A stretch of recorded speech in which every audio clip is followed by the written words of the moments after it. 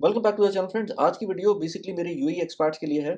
और जो हम यहाँ पर रहते हुए एक मेजर जो बैक ऑफ द माइंड चल रहा होता है कि हमारी अगर जॉब चली जाती है तो क्या होगा, या हम अगर रिटायर होते हैं यहाँ पर तो उसके बाद हम क्या कर सकते हैं। तो ये दो चीज़ें ऐसी हैं, एक रीसेंट एक न्यूज़ ब्रेक हुई है तो मैंने कहा उसके बारे में थोड़ी सी डिस्कशन कर लें और कुछ मिसकॉन्सेप्ट्स हैं लोगों के उसको भी एड्रेस कर लें। मैं आपको पहले दोनों न्यूज़ बताता हूँ और दोनों न्यूज़ बताने के बाद मैं थोड़ा सा उस पर डिस्कशन करता हूँ। पहली न्यूज़ है regarding the golden pension scheme. तो अभी मैं आपको वो न्यूज़ पढ़ के बताता हूँ। अरेबियन न्यूज़ का बहुत क्रेडिबल आउटलेट है। उसके अंदर ये बता रहे हैं कि UAE launches golden pension plan for experts. अच्छा, national bond launches a new initiative on Tuesday, the golden pension plan. The plan is designated to accommodate companies with a large employee base and provide companies with a customizable solution with flexibility on the type of financial care to be arranged for the employees according to the announcement. अब announcement तो खैर मैं बाद में उसको आप भी देख सकते हैं, मैं लिंक इसका डिस्क्रिप्शन में लगा दूंगा। अच्छा, इसमें ये कहा है कि companies will be able to contribute lump sum amount और मंथली डिपॉजिट फ्रॉम और बिहाफ ऑफ द एम्प्लॉय। होता क्या था, एंड ऑफ सर्विस अमाउंट जो होती थी, ग्रेजुटी जो होती थी, वो पहले आपको एक फिक्स्ड अमाउंट की ग्रेजुटी मिलती है यूएई में अगर आप रहते हैं। चाहे आप लेट से पहले फिक्स टर्म होते थे और अनलिमिटेड टर्म कॉन्ट्रैक्ट होते थे, अब एक उन्होंने यूनिफाई कर दिया है। लेकिन अगर आपका कोई कॉन्ट्रैक्ट हुआ हुआ है लेट से किसी कंपनी के साथ, तो आपको ग्रेजुटी एक एक टाइप का एक आपके साथ कॉन्ट्रैक्ट होता है। उस बेसिकली जितना टाइम आप काम करते हैं उस हिसाब से उसकी कैलकुलेशन होती है और आपको at the end of the term आपको ग्रेजुटी मिल जाती है। लेकिन उस ग्रेजुटी को ये कंपनीज कहीं इन्वेस्ट नहीं कर सकती थी। पहली बात ये इसमें बताइए कि अब वो कंपनीज अगर आपकी कंसेंट होती है तो वो उसको नेशनल बॉन्ड्स के साथ इन्वेस्ट कर सकती हैं। तो इन्वेस्टमेंट के बाद आपको डिपेंडिंग ऑन क्या सिचुएशन है उसके अंदर आपको रिटर्न्स मिल सकते हैं। तो फर्ज करें आपको 40,000 दिरहम्स की जो इनकम थी वो आनी थी। लेट से आपकी जब आपने लेट से 10 साल काम किया, 10 साल बाद आपको लेट से 40,000 दिरहम्स की लेट से ग्रेजुटी आनी है, या लेट से 1 लाख दिरहम की ग्रेजुटी आनी है। जो भी नंबर है आपके पास वो आपको पता है वो आना है। वो नंबर आपका चेंज नहीं हो सकता था, यानी कि आपको आपकी बेसिक सैलरी, आपके नंबर ऑफ ईयर्स और बहुत सारी डिफरेंट और कैलकुलेशंस के साथ वो नंबर एक फिक्स था।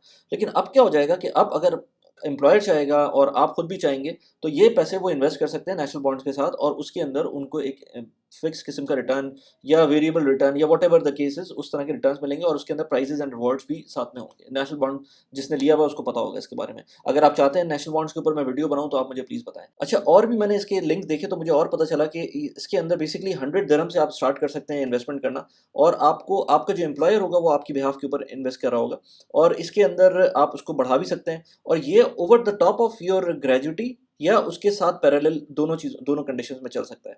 अब इसके अंदर क्योंकि अभी ये नया नई स्कीम आई है तो इसके अंदर मल्टीपल चीज़ें अभी क्वेश्चंस हैं जो अभी मेरे दिमाग में भी आ रहे थे लेकिन अभी तक क्लियर नहीं है। लेकिन मैंने कहा कि एक आपको आइडिया दे दूं कि ये चीज़ आ रही है और बहुत जल्द आएगी। अच्छा, ये किन लोगों के लिए और किन लोगों को इस पे इन्वेस्ट करना चाहिए। अब देखिए, मैंने पेंशन के ऊपर पहले भी वीडियोस बनाई हैं। उन वीडियोस के अंदर मैंने बताया था कि पेंशन स्कीम्स जो होती हैं या जो रिटायरमेंट फंड्स होते हैं ये भी उसी तरह से काम करते हैं जैसे म्यूचुअल फंड्स काम करते हैं नॉर्मली।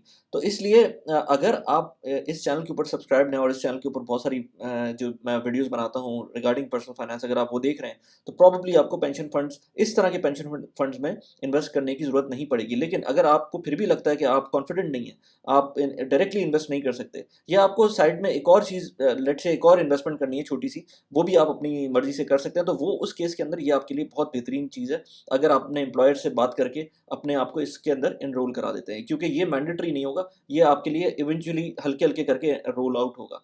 अच्छा, दूसरी बात ये कि इसमें इंपॉर्टेंट इसके अंदर ये क्योंकि पेंशन स्कीम है और pension schemes normally tax efficient होती हैं। अभी टैक्स की बात तो यहाँ पर हो ही नहीं रही है ना, यूएई के अंदर अभी हम लोग इनकम टैक्स फ्री चल रहे हैं, लेकिन पता नहीं कब तक चलते हैं। हो सकता है कुछ अरसे बाद आपका टैक्स इंप्लीमेंट हो जाए। जब टैक्स इंप्लीमेंट हो जाएगा तो इस तरह की स्कीम्स का फ़ायदा होगा जिसमें आपको टैक्स बेनिफिट मिल रहा होगा।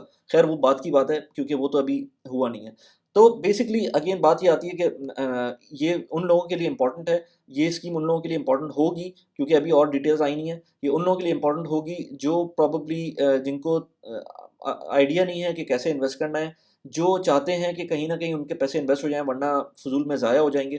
तो ये बहुत सारे उस तरह के फैक्टर्स को आइडेंटिफ़ाई करते हुए गवर्नमेंट ने लॉन्च किया।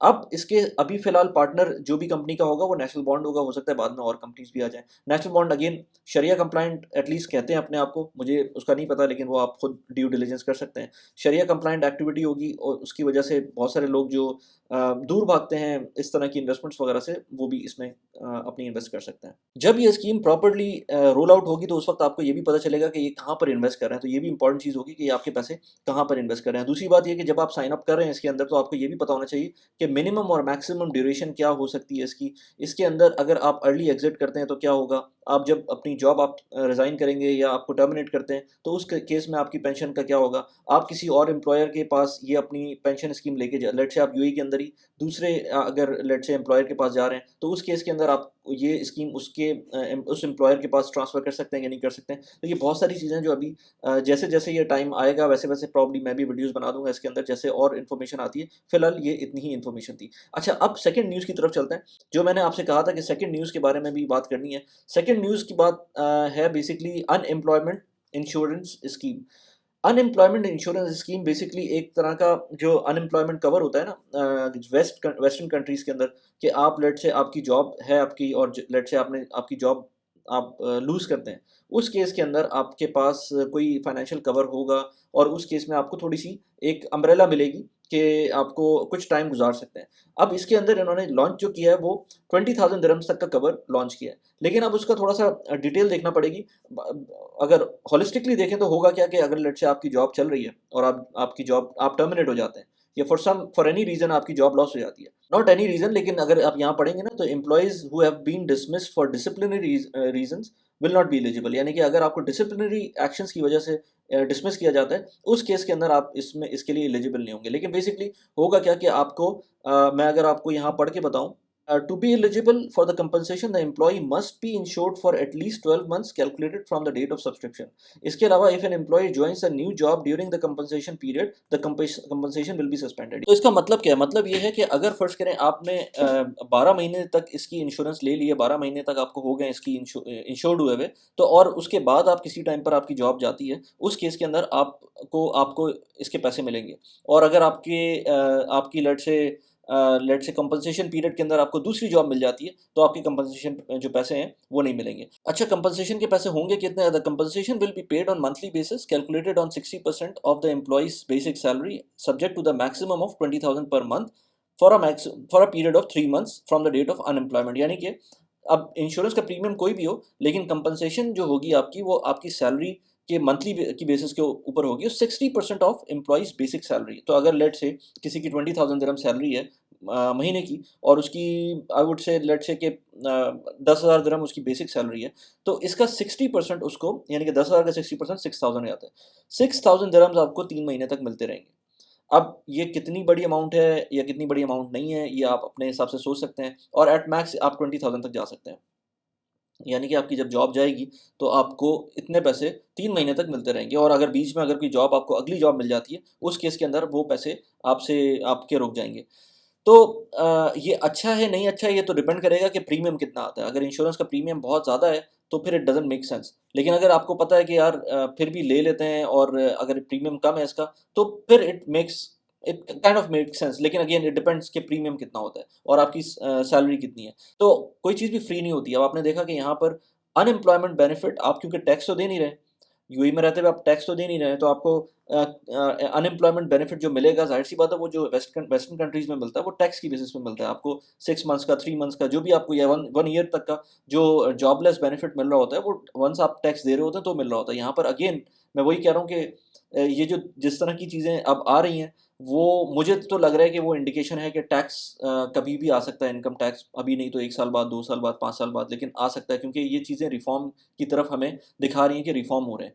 अब आपको लेना चाहिए या नहीं लेना चाहिए ये मैं नहीं कह सकता क्योंकि जब तक ये पूरी तरह से जब इसकी डिटेल्स नहीं आएँगी, जब तक हम कुछ कह नहीं सकते। But at the same time मैं ये कहूँगा कि आपको सेविंग्स एंड इन्वेस्टमेंट करनी चाहिए। अगर आप यूएई में रहते हैं तो ख़ास तौर पे जीसीसी कंट्रीज़ के अंदर मैंने पहले भी अपनी वीडियोज़ में कहा हुआ है कि आप जो इस मुल्क में रह रहा है और अगर सेविंग्स एंड इन्वेस्टमेंट नहीं कर रहा तो वो तो बहुत अपने साथ जुल्म कर रहा है, क्योंकि यहाँ पर रहते हुए जो वेस्टर्न कंट्रीज़ हैं वहाँ पर आप टैक्स दे रहे हैं, तो यहाँ पर आप टैक्स नहीं दे रहे, तो अपने आप को भी टैक्स नहीं दे रहे और उससे कोई फ़ायदा भी नहीं उठा रहे। तो बेसिकली ये जुल्म हो रहा है अपने साथ। अगर आप यही चीज़ उठा के अब चले जाएँ लेट्स से कनाडा में, ऑस्ट्रेलिया में, तो वहाँ पर आप खुशी-खुशी टैक्स देंगे। जस्ट बिकॉज़ यहाँ पर आपको लैविश लाइफ़ मिल रही है, आसानी मिल रही है, उसकी वजह से आई एम नॉट सेइंग कि सारे लोग, सब लोगों के साथ आसानी होती है, लेकिन फिर भी जो अच्छे वेल ऑफ लोग होते हैं, वो लोग भी इस चीज़ को इग्नोर करते हैं, सेविंग्स एंड इन्वेस्टमेंट को। हो सकता है ये उनके लिए बेहतर हो, लेकिन अगेन मैं कहता हूँ कि अगर आप इस चैनल के ऊपर सब्सक्राइब्ड हैं और आपने ये वीडियो लाइक की हुई है, तो प्रोबेबली आप इतने तो फाइनेंशियली लिटरेट हो गए हैं कि आप शायद इस स्कीम से ज़्यादा बेहतर अपनी सेविंग्स एंड इन्वेस्टमेंट कर सकते हैं। मैं यूएई में रहते हुए कैसे प्रॉपर्टीज़ के अंदर इन्वेस्ट करता हूँ, छोटे अमाउंट से, छोटे फंड से, वहाँ यहाँ पर मैंने एक वीडियो लगा दी, आप उसको जाके देख सकते हैं। इसके अलावा मैंने एक वीडियो में बात की थी कि कितनी सैलरी आपके लिए अच्छी हो सकती है, यहाँ पर मैंने उसका लिंक लगा दिया है। कैसी लगी वीडियो प्लीज़ मुझे बताइएगा। Thanks for watching the video. Bye bye.